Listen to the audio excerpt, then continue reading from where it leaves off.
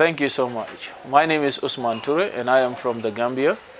So basically born and raised in the Gambia and then finished my university education up to BSc level and then moved to Rwanda where I'm currently doing my master's program, but I'm also the chair of Young Ancestors Foundation. Thank you.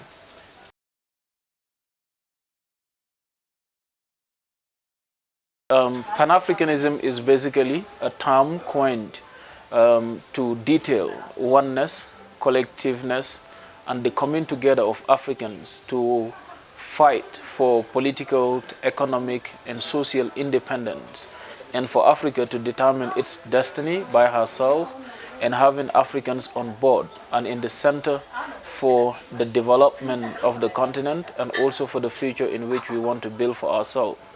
It is as well historic and philosophical, so therefore it reminds us of the past and the richness in the African culture and history that we need in moving forward as a people and as a continent.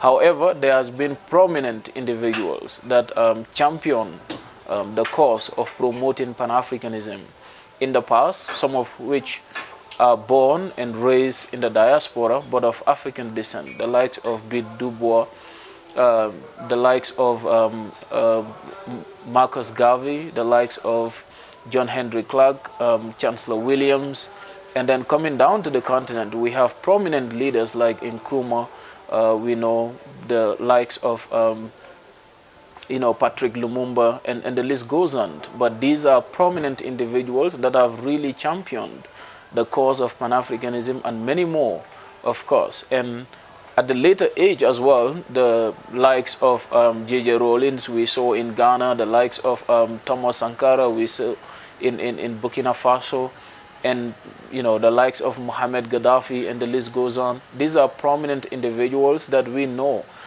in our time that have really stood and fought for Pan-Africanism. And the cause is still championed by prominent African scholars like Piolo Lumumba from Kenya. We know that he's one of those prominent individuals that are pushing for the Pan-African discourse. Of course, our queen and mother, Ambassador Dr. Arikana, and the list goes on. And this is basically what Pan-Africanism and what the advocates of Pan-Africanism really advance for.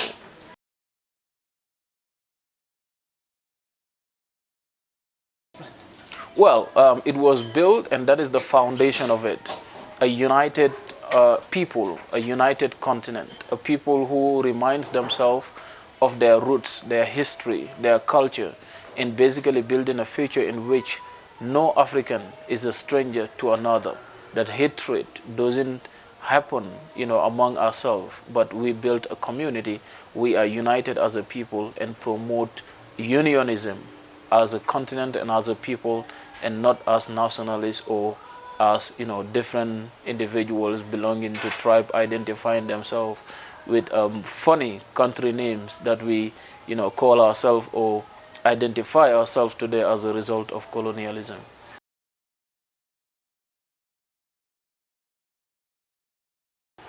Well, the idea has been here. It has been championed by many individuals. However, the recognition that it deserves, we have not been seeing it by African leaders, promoting it in a way that it trickles down as well to the masses and people understanding that this is something that really belongs to us and belongs to Africa as a people. And this happened because Pan-Africanism came in as an alternative. It comes in as our only hope that there is an existing system which doesn't work for the continent, and we need to promote this concept, this philosophy, this way of life in order for us to move forward. So basically the existing structures doesn't give a space for individuals to get to know more about themselves, more about Pan-Africanism, and even label its champions as rebels, anti-systems, some of whom were caged, some of whom prison, some of whom assassinated. And this has really makes it very difficult. And people, in fact, fear have fear in them when it comes to Pan-Africanism. Some are not even comfortable talking about the truth about Africa. Some individuals don't want to advance for some of this discussion because in one way or the other, it's like they're having some, lost in their economy or lost, lives and whatever. So this makes it very difficult for individuals in Africa today to identify themselves as Pan-Africanists because they feel that they're losing opportunities. But that is not what we have to stand for as a people. You see, when we stand together, that means power, that means unity, and that means we can defeat any force around the world.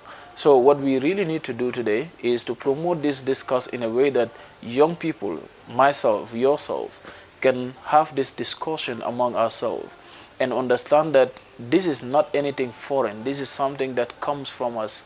It's within us, and by doing so, we can promote a continental development that holds to our reality and also set a pattern for leadership, economy-wise and socially, a pattern that works for Africa.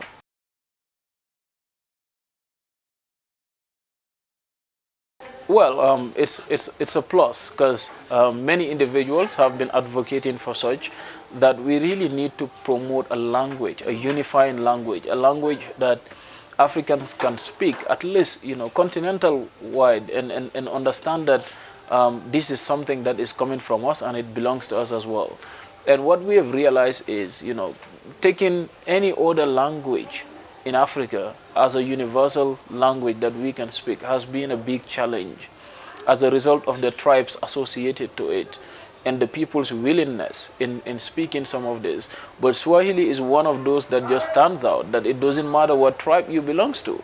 It's a language that we can learn, we can build upon, just like we built upon French, English, Arabic, and Portuguese and other languages. So it is a plus, and I want to also charge or to at least tell African leaders that this has been adopted at the AU level, but let us do more at our national level. Let us do more to promote it at the grassroots level. Let us make sure that we introduce Swahili in schools, teach our young people on how they can advance and speak a language that is deeply rooted in them, and they can more understand their culture by speaking a language that they belongs to.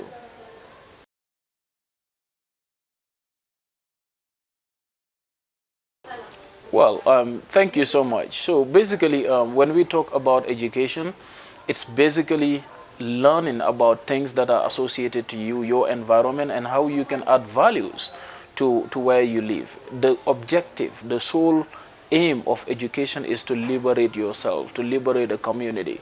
And what we have realized is for the past years, for decades after independence, the education system in Africa have really not been delivering the kind of quality that we really want, because most of which is colonial education that many African countries never took their time to change curriculums, to redefine the trajectory in which education is looked at. So what we really have to do now is to remind ourselves as young people that, is this the continuity that we want? Are there any good thing that we can appreciate in Africa? Are there reforms that we can undertake in the education system in Africa? And are there challenges that are also within the education system? And what can we do about it? On my case, it's very true that, yes, I've received invitations and scholarship to go to different countries around the world for my studies, and I opt to stay in an African country that is equally doing well. It can be a model for many other African nations to know that we cannot just be trapped in the past, but we have to move on. And moving on means having to redefine exactly what our trajectory is and put knowledge at the center stage. So redefining what we want, coming together is one thing, but let us work together on reforms, especially in the education system. How can we make sure that schools are not just places where we go interact and call them learning centers, but how can we transform our school, our educational institutions, universities into solution centers where the public, the private sector can look at whenever they need direction, promote scholarly works that are African and we can change the narratives in the long run about what this continent is.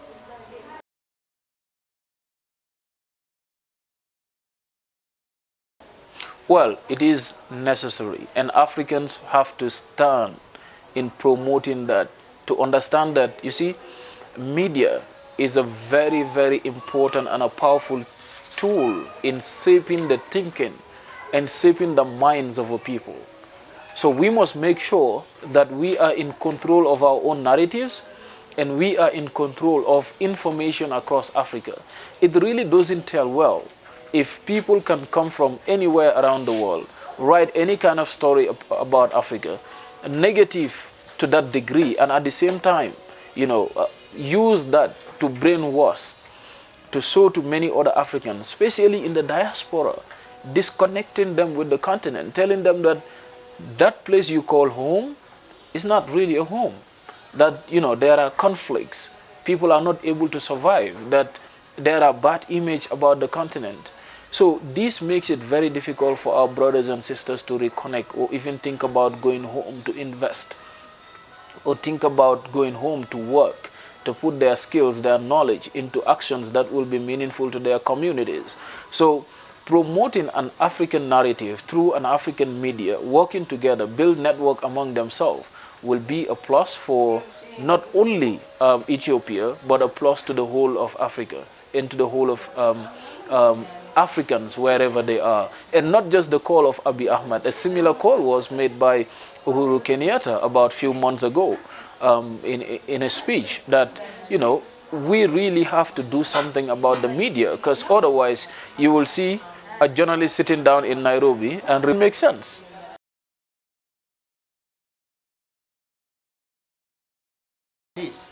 Well, you see, African Union is not just the structures, and we must look beyond that. And it's not about the headquarters in Addis Ababa. It's about the principles in which it was founded.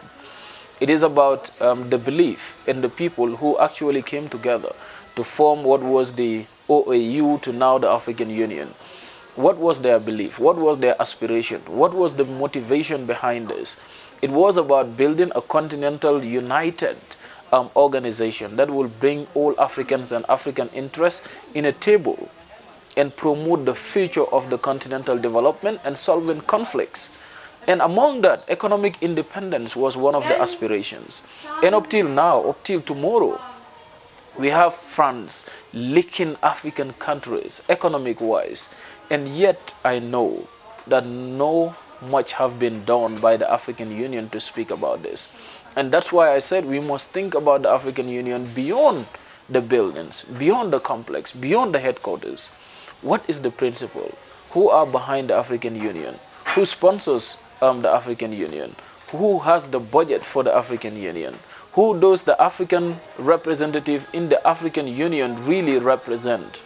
Whose agenda are they really promoting? So we must look at all these things, and then we can, further restructure the African Union in a way that it will benefit and it will call out some of these things that are not in the interest of Africa and in the interest of African economies. Many individuals from those very countries have really came out and called for solutions towards this. Why is France still taking money from African countries? What is the cause? Why should we still pay? Why has France refused to come out and apologize to the Africans on the human rights violations, on the control, on the pain meted on African countries from colonialism to post-colonial era? These are things that the African Union really need to put at the center of their discourse, and we hope that young people across the continent will make the call, will come out in their numbers and protest for some of these things to be really amended and the African Union to look into it. Now, I have another question. It's similar. Oh, by the way, all my questions are only directly to Africa.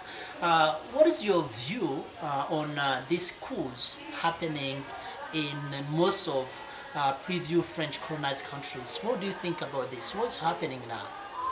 Well, you see, in most of these countries that are going through military coup d'etat of recent, especially in West Africa, has been a concern for many of us.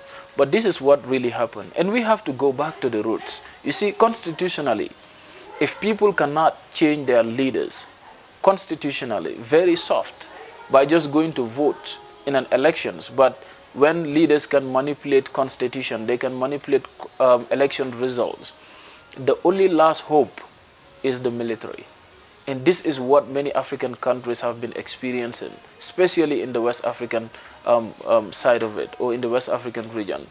And what we really need to look into is, the cause of some of these things. There are many young Africans that are emerging right now and are making serious demands in their countries.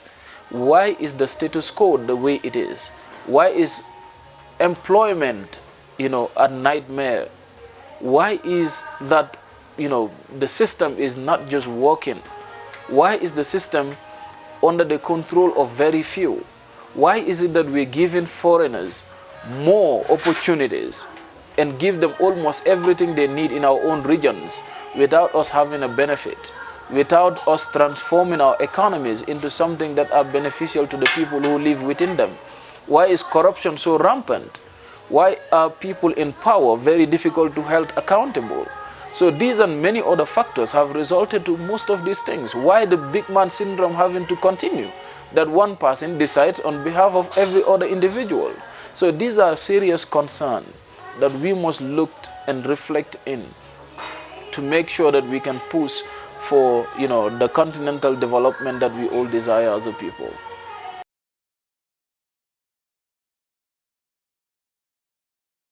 You see, it all goes back to foreign policies. One thing is very core. In foreign policy, the first thing is your country's interest. And that's what China is doing. They're able to come outsource labor. People who cannot work in China because they don't have all the jobs for them, they send them out of China to go and work. Now, what is the African governments, what is the African leaders doing in terms of creating opportunities for their own people? That is where the problem is.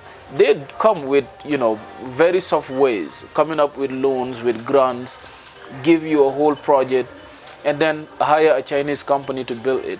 So who will the Chinese companies employ? It's automatically Chinese. And that is the frustration, because the young people in the continent, the young architects, engineers, and etc., are left behind in our own projects that they should be working upon in terms of capacity building, in terms of infrastructure, and etc. So we have to find a way that we put African interests first. We put our people first in whatever that we're doing. And that means the leaders have to rethink about the people that they're leading. Please, we appoint people, we elect people based on promises. And during elections, those are the things that you hear. Solving jobs, creating opportunities for young people, registering development across the continent. But then what are we doing to make that a possibility? So those infrastructure, those capacity must be built across the continent to make sure that young people don't have to run away. They don't have to perish in the Mediterranean Sea. They have to live a dignified life.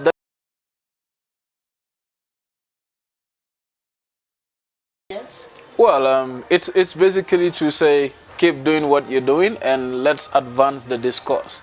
It takes young Africans to be on the center stage and talk about these pertaining problems in the continent. One thing that I've also been saying is, we know that there are problems in Africa. We know that there are challenges in Africa, but we equally don't solve them by running away. We are the solutions. Let us find ways to put our energy, our resources, our knowledge, our wisdom together in coming up with a continental agenda that young people can see themselves, and it reflects the African reality and the African interest. So thank you so much, and it's been great to be in Addis Ababa. I look forward to coming over and over. Thank you.